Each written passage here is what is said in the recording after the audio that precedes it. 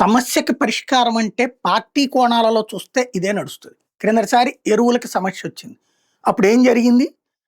అధికార పక్షం వాళ్ళకి సంబంధించినటువంటి నాయకుల చేతికి ఎరువుల బస్తాలు తీసుకుపోయారు. తీసుకుపోయి వాళ్ళకి కావాల్సినోళ్ళకి, వాళ్ళకైనోళ్ళకే ఇచ్చుకున్నారు. మిగతాదంతా బ్లాక్ చేశారు. దానివల్ల ఎక్కువ రేట్లు పెట్టి కొన్నారు. దాని మీద నేను సీరియస్ అయ్యాను. భవిష్యత్తులో ఇట్లా ఉండటానికి వీల్లేదని చంద్రబాబు గారు చెప్పారు. ఇప్పుడు సీన్ కట్ చేస్తే ఈ దఫా ముందుగానే చేసేస్తున్నారు వచ్చినటువంటి. ఇప్పుడు ఈ పంటలకు సంబంధించి అదే సమస్య వచ్చింది అన్నటువంటిది. ఊరు చేరని యూరియా మళ్ళీ కట్ట అంటూ చంద్రబాబు సర్కార్ అలసత్వంతో రబీలో కూడా రైతన్నకి తప్పని తెప్పలు, కొనసాగుతున్న ఖరీఫ్ కట్టాలు దారి మళ్లిస్తున్న అధికార పార్టీ నేతలు, మార్కెట్లో కట్టధార 350 నుంచి 500. మొన్న ఆంధ్రజ్యోతి కూడా రాసింది, ఈనాడు కూడా రాసింది కదా. పురుగు మందులు, కాంప్లెక్స్ ఎరువులు బలవంతంగా అంటగడుతుండే డీలర్లు. ఇప్పుడు యూరియా కావాలంటే ఈ గోను వచ్చినట్టు, అంటే అదనపుగా బాదుడు అనమాట. ఇది ప్రస్తుతం జరుగుతున్నటువంటిది. మరి రైతుకి ఈ కర్మ ఏంటో అర్థం కాని పరిస్థితి.